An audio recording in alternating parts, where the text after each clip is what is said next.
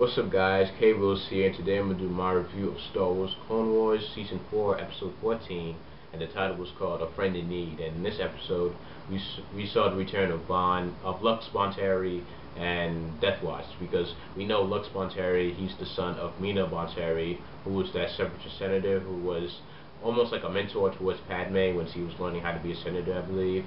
And the two of them wanted peace between the Republic and the Separatists, but Count Dooku's heard about their plans and he hired some thugs and basically they killed Mina.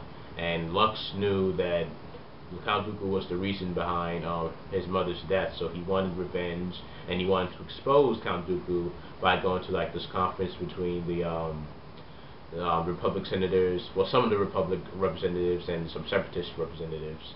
And when he had said this, one of the Separatists got up and basically accused Lux of being a traitor and he's a liar and that he should be kept prisoner. And it's funny how with the Separatists you can tell when they lie, because as soon as Lux said that, without any like hesitation, the guy, he got up and he accused Lux of all these things, and you can tell that he was lying. And you can see how Separatists are liars basically.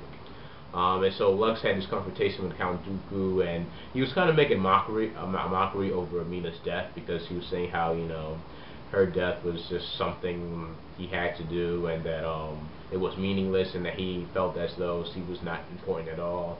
And then he ordered for Lux to be killed, but Ahsoka had arrived because she was the bodyguard to Padme, and she basically defeated the droids, and they escaped off the planet on a ship.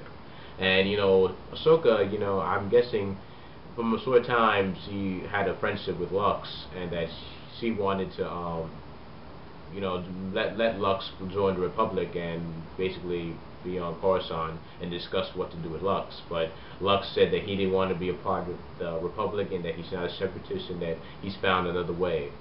And that he basically kind of knocked out Ahsoka with like a taser, and then they arrived on this snowy planet. I don't believe they said the name, but basically, Ahsoka woke up and she found Lux, and all of a sudden all these Death Watch members come out of nowhere, and apparently Death Watch were hiding on this planet and trying to build up, the organization, I believe.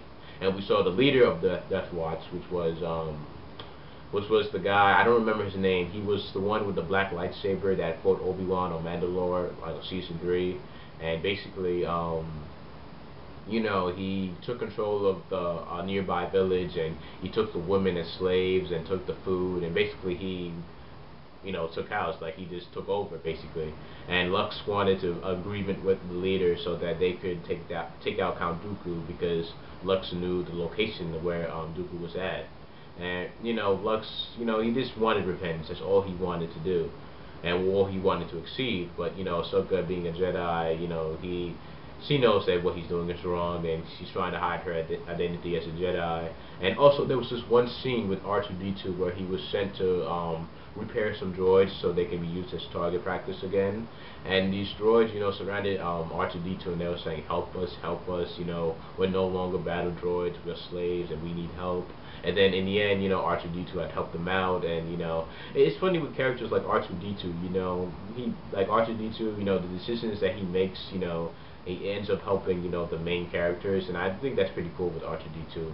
But then again, you can call you can call him a supporting character or possibly a main character, whatever you want. It depends how you look upon R2-D2 as a character. But he's a very important character, and the decisions that he makes, help guys like Anakin, Obi-Wan, or other Jedi or whatnot. So I like R2-D2. He the kind of character that he is.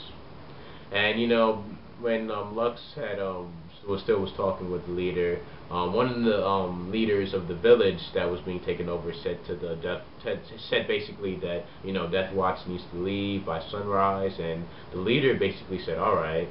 And sunrise came, and he said, here's your granddaughter, because he had kept her hostage. And then out of nowhere he just kills her, and then they burn up the whole village and everything like that. And before they burned the village, I saw that the housings, it looked more like a Japanese culture base, because the trees looked familiar, and the wooden houses looked familiar as well, so somewhat of the Japanese culture. So it was pretty interesting to see that.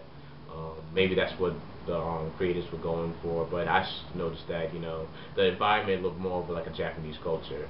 So basically, when they were burning down the village, Ahsoka tried to help, but then she was discovered as a Jedi, and there was this whole thing where she was captured and almost killed, but she escaped, and R2-D2 with the droids, they brought her some time, and they escaped the planet, and Ahsoka basically wasn't sure. I think they were going, yeah, they were going to go to Coruscant, but Lux was in an escape pod, and he said his farewell, and there was just one moment where with Ahsoka, because we all know that Jedi, they can't love, but Ahsoka never really had any teachings about this by Anakin, and with Anakin, how he's married to Padme, but it's a secret, and that Ahsoka might possibly have feelings for Lux. I'm not sure, but it could be possible. Because also there was a time where Ahsoka and Lux were escaping, and Anakin had gave like Ahsoka this look when he saw Lux, so maybe he knows that Ahsoka might like Lux or something like that. But Jedi aren't supposed to have any like deep connections or relationships or any type of feelings like that. But interesting to see what Lux will do in the future, because he escaped on the escape pod, and Ahsoka basically saw him leaving, and that's pretty much how the episode ends. So I was pretty surprised that this isn't going to be a three-part episode, because Death Watch is an interesting group, with the whole Mandalorian backstory, and with the bounty hunters and all that. But it still was a good episode. I liked it. A little bit of politics there, and a little bit of action, and with Death Watch. And I'm wondering what Death Watch is going to do later on. Like maybe they'll be hired by somebody, or maybe they might go after Count Dooku, because the guy, he had a scar by Count Dooku, because he's had a scar on his face, so maybe he will try to get revenge on Count Dooku, but it depends on what's going to happen. But this episode overall was really good. I hope in the future we get to see more of Death Watch, and the future of Lux is to be unknown. But let me know what your thoughts on the episode was. What did you like about it, you disliked? Would you have wanted to see more, like a part 2 or part 3? Because I would want to see more of Death Watch and their plans and goals, because they're an interesting group, because they're more like a third party, because they're not separatists, they're not Republic, and they're trying to build their own like third party, but the Republic and separatists are like way up here, and like they're down below. They're not even acknowledged as a third group, but more of a terrorist group when they were on Mandalore. But overall, this episode was pretty good, and leave your feedback on the comments below, what you liked and disliked. And thank you for watching. Please subscribe if you have not, and please like this video if you did enjoy it, and I'll see you guys next week. Peace. Excuse me.